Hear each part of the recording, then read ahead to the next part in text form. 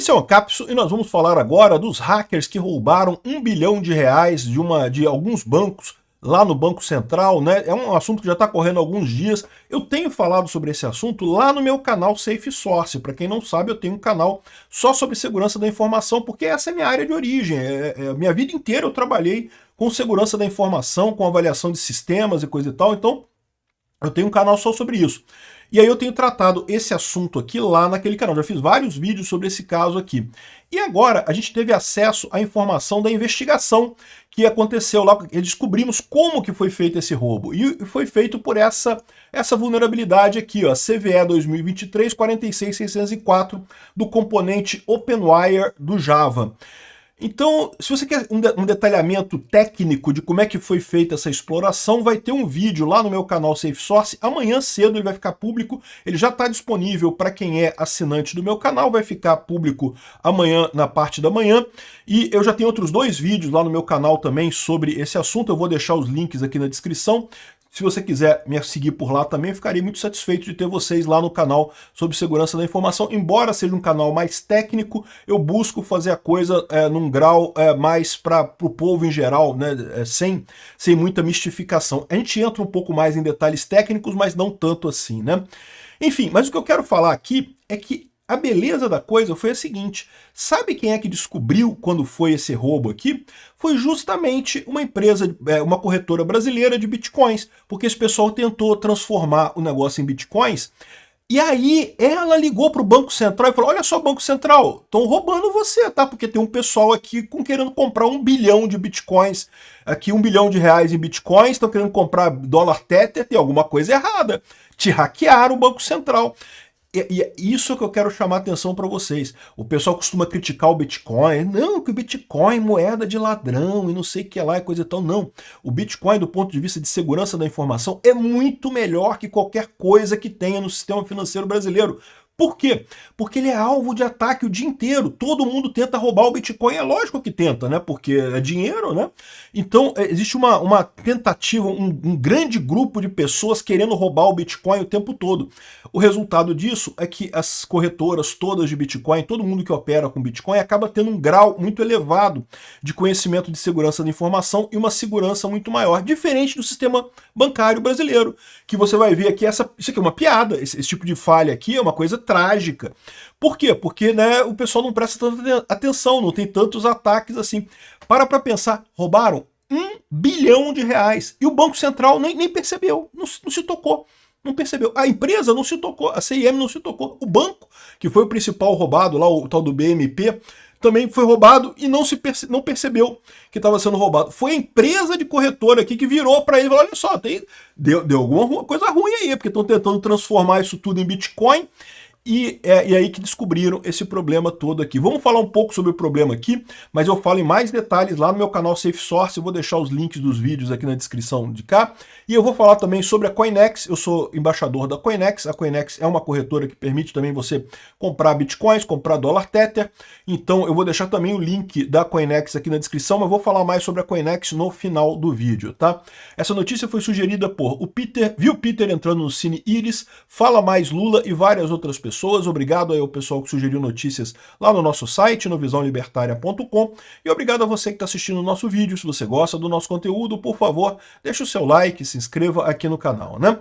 Pois bem, polícia investiga invasão hacker a empresas conectadas no Banco Central. Então, de novo, em detalhes técnicos, vai estar lá no meu canal Safe Source. O que eu vou falar aqui é: o Pix funciona no Banco Central. Então, os bancos, para você usar, quando você usa no seu banco ali, ele acessa uma API, que é uma interface que o Banco Central disponibiliza para os bancos comunicarem entre si e fazerem as transações do Pix, né?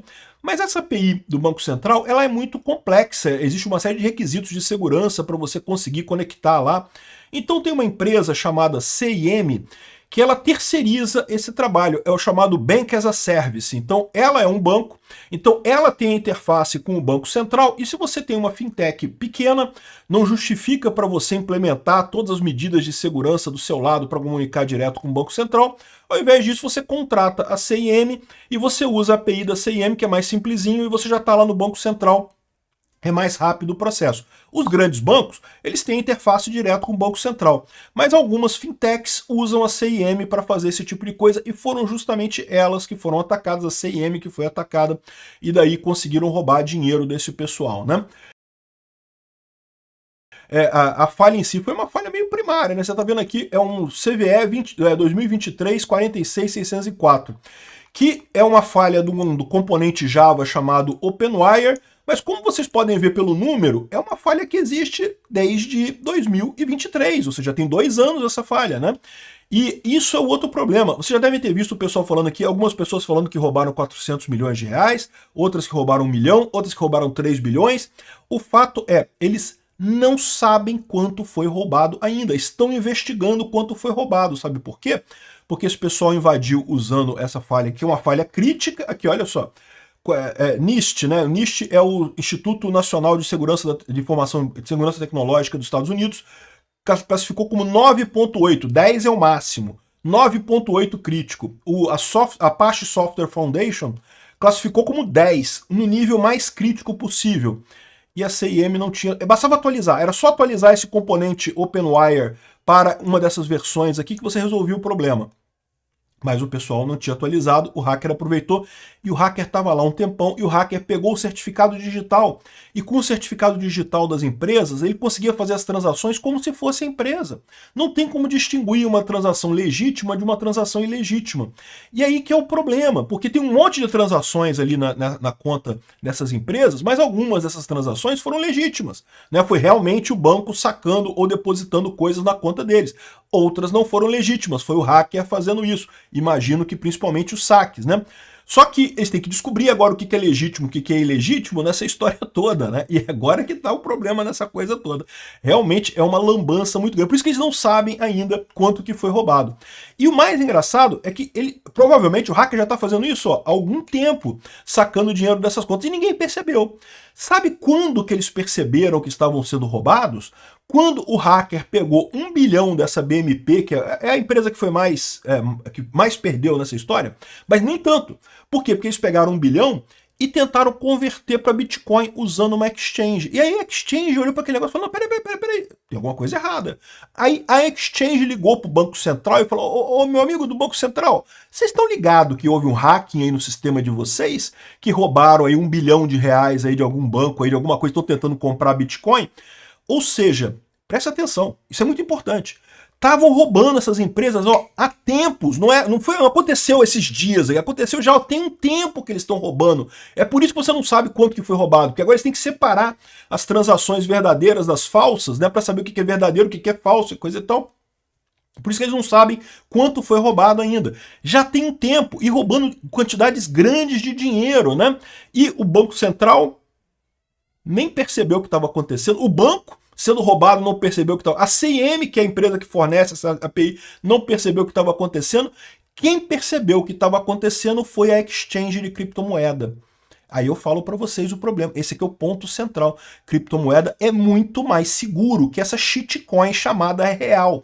Real, esse sistema financeiro brasileiro. Houve uma época que o pessoal criticava assim, não porque as criptomoedas gastam muita energia, que é um absurdo você ter o Bitcoin que gasta energia para o Bitcoin funcionar. Olha só, o sistema financeiro brasileiro gasta muito mais energia que o Bitcoin e é um lixo de segurança. Você tem uma shitcoin chamada real, que é um papelzinho colorido, lastreado em honestidade de político, que é um lixo de segurança. O Bitcoin, é verdade, o Bitcoin gasta energia.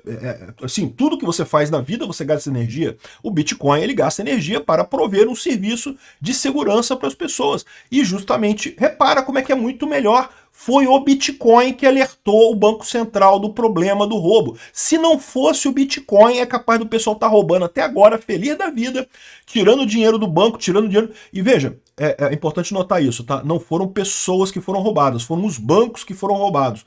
Os bancos, quando operam no Pix, eles são obrigados a manter uma conta de lastro lá no Banco Central, uma conta de segurança lá no Banco Central, tipo um depósito de garantia, né? Então, foi esse dinheiro que foi roubado. Os clientes dos bancos não foram roubados, ninguém vai perder dinheiro com isso. Agora, não deixa de ser arriscado. Se eles ficassem roubando por muito tempo, poderia quebrar o banco. E se quebrar o banco, né, arrisca as pessoas todas que têm contas nesse banco ficarem sem dinheiro. Então, assim, também não é uma coisa tranquila. Ah, não teve problema nenhum. Não, teve problema. Foi roubado R$1 bilhão, ou algum valor aí entre 400 milhões e 3 bilhões de reais que estão investigando ainda. Né? Então é assustadora a coisa. Aí você fala assim, pô, mas como é que pode? Como é que o Bitcoin foi mais seguro do que o sistema financeiro brasileiro? Cara, isso não é novidade. A gente sabe desse tipo de coisa. A gente sabe que o Bitcoin está muito mais exposto a tentativas de ataque, a pessoas tentando corromper o Bitcoin o tempo todo. Então acaba resultando numa estrutura muito mais segura do que a estrutura do sistema financeiro brasileiro. A shitcoin do real, né, a shitcoin do dólar, essas shitcoins estatais que tem por aí, elas todas é que são inseguras pra caramba. E não é à toa que às vezes o pessoal fala assim, não, porque os Bitcoin eles usam para crime. E aliás, tem gente querendo fazer leis para proibir o Bitcoin, ou para limitar o Bitcoin, não sei o que lá, dizendo que o Bitcoin é usado pelo crime. Meu amigo, o real é muito mais usado pelo crime do que o Bitcoin. O dólar é a moeda preferida do crime no mundo inteiro, bicho. E a Bitcoin não é nada. O Bitcoin tá. O pessoal não consegue fazer as coisas não consegue fazer esses golpes grandes com o Bitcoin. Tentaram e não conseguiram. Presta atenção. Foi o Bitcoin que gerou alerta. Foi uma corretora de Bitcoin que avisou que, olha só, deu ruim, roubaram você aí, Banco Central. Se liga aí, ó, acende o alerta aí. Tava a CMM, não viu nada acontecer, roubaram, não viu nada acontecer. E aí você pergunta assim, caramba, peraí. Será que não está tendo outros hackings desse tipo em outros bancos no Brasil e o pessoal nem percebe? Exatamente, pode estar acontecendo. É uma shitcoin, o real é uma shitcoin. Não serve para... A segurança desse troço é zero. Né? Então, assim, essa é a investigação da coisa. Aí, o Rafael Lima fez duas coisas sobre o Rafael Lima. Né? Eu gosto muito do Rafael, recomendo muito o canal deles lá, o Ideias Radicais. E ele estava falando aqui o seguinte, que uma coisa que ele falou, será que essa história toda não é mentira? E que ele falou isso num vídeo, tá? Não é nessa thread aqui não. Ele falou num vídeo dele que será que essa coisa toda é mentira e na verdade estão querendo fazer isso para justificar a regulamentação do Bitcoin e coisa e tal, né? E aí eu digo para você agora, eu fiquei nessa dúvida também, eu falei, porque a gente sabe que o Congresso está querendo, o Haddad, o Taxad, está querendo muito taxar o Bitcoin, taxar as criptomoedas, né? Adoraria taxar tudo dos ativos, né? E uma das maneiras de fazer isso, olha só como é que os ativos no Brasil são perigosos, são usados por ladrões, por hackings. Meu amigo, foi o Bitcoin que deu alerta. Foi quando os caras tentaram usar o Bitcoin é que se gerou o alerta e se avisou o Banco Central de que estava havendo essa fraude. Essa fraude já estava acontecendo há algum tempo nesses bancos. E aqui o Rafael faz nessa. Então eu discordo do Rafael. Não acho que foi tentativa, não foi false flag, não. Aconteceu de verdade a parada.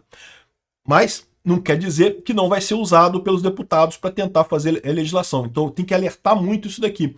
E um outro ponto que ele coloca aqui, ó, os hackers do Banco Central tentaram usar o Bitcoin para lavar e sumir com dinheiro. E é provavelmente por isso que foram pegos. Foi por isso que eles foram pegos, Rafael. A gente já tem informação agora que foi a corretora que acendeu o alerta, que ligou para o Banco Central. Ô, Banco Central, você foi roubado e nem percebeu. Se liga aí, meu amigo. O Bitcoin que avisou a shitcoin do real que eles estavam sendo roubados, né? E não, Bitcoin e criptos não são o dinheiro do crime. E aí ele explica aqui como é que o Bitcoin é rastreável, que o Bitcoin você sabe de onde é que ele foi, para onde é que ele foi. O anonimato do Bitcoin, a proteção do indivíduo no Bitcoin consiste apenas na proteção da ligação entre a pessoa e a carteira. Então você tem uma carteira de Bitcoin, mas só você sabe que você tem aquela carteira de Bitcoin. Não tem como as pessoas te ligarem àquela carteira de Bitcoin. Não tem como as pessoas saberem que é seu aquele Bitcoin, né? E aí, ele explica aqui que comprar volume significativo de Bitcoin em exchange exige verificação de identidade, prova da origem do dinheiro, o que é verdade, foi isso que pegou, foi isso que o pessoal achou estranho. Se você tentar comprar um valor expressivo, 10 mil, 20 mil reais ou mais, vão pedir dados e coisa e tal, e de fato as corretoras fazem isso, todas elas fazem isso. Mas é só usar laranja, terceiros e coisa e tal. É muito mais complicado fazer isso. Como é que você faz 1 bilhão de laranjas aí para poder varrer isso aí? Se você considerar que cada laranja poderia trocar 10 mil reais sem ter muita verificação, muita encheção de saco, o que já é pouco provável, você precisaria de 100 mil laranjas para fazer isso. É gente para 100 mil pessoas, é gente pra caramba, né? Além disso, você tem o rastreamento, né? Todas as polícias do mundo fazem rastreamento de Bitcoin e coisa e tal para identificar o coisa. Agora, qual que é o problema? Aí muita gente fala assim, pô, então quer dizer que o Bitcoin não ajuda em nada. Então, se você quiser sonegar dinheiro, se você quiser evitar o governo e coisa e tal, o Bitcoin então não serve para nada. Não, o Bitcoin serve. Por quê? Porque você não tem a ligação daquela carteira com a pessoa. A menos que você faça a ligação mandando o seu Bitcoin para uma corretora, enquanto você está no mundo Bitcoin, ninguém tem como te ligar o Bitcoin àquilo, a não ser no momento que você liga com a corretora e você tenta transformar em moeda estatal. Aí eles podem te pegar exatamente nesse ponto, né? Então ele fala aqui as coisas todas. Mas aí vem a questão, o pessoal logo lembra da Monero, né? Fala, ai, mas então se isso daqui é assim, então para que serve o Bitcoin? Não serve para nada, vamos fazer Monero. O pessoal tá falando aqui, ó. Já ouviu falar da Monero? A Monero é uma moeda que ela é totalmente anônima, as transações não são registradas, não tem como rastrear as transações na Monero, né? O Bitcoin também tem um negócio chamado CoinJoin. A Wasabi Wallet é um desses dispositivos, é um mecanismo que você permite você misturar o seu Bitcoin com o Bitcoin de outras pessoas, de forma que o Estado não tem como rastrear o seu Bitcoin ali. Mas a Monero faz isso para tudo quanto é transação, então você não tem nenhuma rastreabilidade aqui. Só que qual que é o problema? Isso, quando foi proposto o Bitcoin, todas essas características da Monero foram discutidas pelo Satoshi Nakamoto e outras pessoas lá na lista de discussão. E chegaram à conclusão que não era viável usar uma estrutura como Monero exatamente por dois motivos. Primeiro motivo, pela questão de que você teria dificuldade de identificar se alguém fraudar a rede, né? Hoje a gente entende que a rede do Bitcoin é muito estável, que não tem como você criar moeda do nada, né? Mas já houve um bug de inflação no Bitcoin, logo no início do Bitcoin. Eu falo sobre esse bug também lá no canal Safe Source. E você foi identificado rapidamente, justamente porque você tem toda a rastreabilidade. Na Monero seria difícil você rastrear esse tipo de problema, né? E isso é um problema que eles optaram por manter isso daí. E o outro problema é justamente a questão de que todo mundo sabia que quando essas criptomoedas fizessem sucesso, o Estado iria atrás dela, iria correr atrás dela e tentar abafar a coisa toda. E a aposta do Bitcoin foi justamente ficar no limiar da legalidade. Por isso daí. Tanto que muitos estados proíbem a Monero, muitas exchanges proíbem as moedas de privacidade por conta disso. O Bitcoin tem menos problema, né? Mas é lógico, a principal vantagem do Bitcoin é justamente ele ter uma grande liquidez. O Bitcoin, de todas as criptomoedas, é o mais líquido, é o que você consegue transacionar, comprar e vender com mais facilidade. Todas as outras shitcoins, Monero, Ethereum, essas coisas todas, isso é tudo shitcoin, isso tudo não serve para nada. Por quê? Porque justamente você não tem a mesma liquidez que o Bitcoin. O Bitcoin tem o fator network, tem o fator de que já tem tanta gente no Bitcoin que se torna a prova de ataques agora. E se você quer experimentar Bitcoin, eu recomendo que você experimente, não tenha medo. Você pode comprar aqui, ó. Eu sou o embaixador da Coinex no Brasil, um dos embaixadores da Coinex no Brasil, e se você se inscrever na Coinex pelo link que está aqui na descrição desse vídeo, eu ainda ganho um caraminguá ainda quando você se inscrever lá, né? E aí você pode vir aqui, ó, aqui é a carteira da Coinex, você pode comprar criptomoeda através de peer-to-peer, porque lembra, a Coinex ela fica lá em Hong Kong, então ela não tem que prestar contas diretamente para a Receita Federal aqui no Brasil, então você consegue comprar a sua criptomoeda aqui. Ah, Peter, mas você falou que tem tudo rastreado, então eles vão rastrear a minha ligação com isso daí. Não, não é rastreado se você tiver uma carteira sua própria. Você compra aqui, transforma o seu reais em Bitcoin e transfere para a sua carteira privada, a sua carteira de autorregulação, a sua carteira de autocustódia, que é uma carteira no seu celular ou na sua máquina, né? Então tem aqui comprar peer-to-peer ou então através de terceiros aqui. Eu tenho usado a Simplex, aceita Pix, você pode pagar com muita facilidade, funciona muito bem. Então, funciona muito. Tem um vídeo meu aqui no canal em que eu detalho como usar esse sistema todo aqui da Coinex. Funciona muito bem. A grande vantagem é essa. Aqui no Brasil, por mais que esse caso mostre como o Bitcoin é mais seguro, é mais impermeável a ladrões do que o sistema financeiro brasileiro, é lógico que mais dia menos dia o Congresso brasileiro vai aprovar alguma regulamentação maluca proibindo você de ter bitcoins e coisa e tal. E aí a saída que você tem é justamente usar corretoras que estão fora do Brasil para você converter em Bitcoin, e aí você pode usar isso para mandar dinheiro para sua carteira de autocustódia. Então eu recomendo que você aprenda a fazer isso, que você saiba como fazer isso, é sempre a melhor maneira. Pelo menos compra alguma coisa, experimenta. Compra uns $100 lá de Bitcoin para você ver como é que é e coisa e tal. funciona muito bem. Para vender também é a mesma coisa, do lado de cá você tem também a venda aqui da mesma forma, né?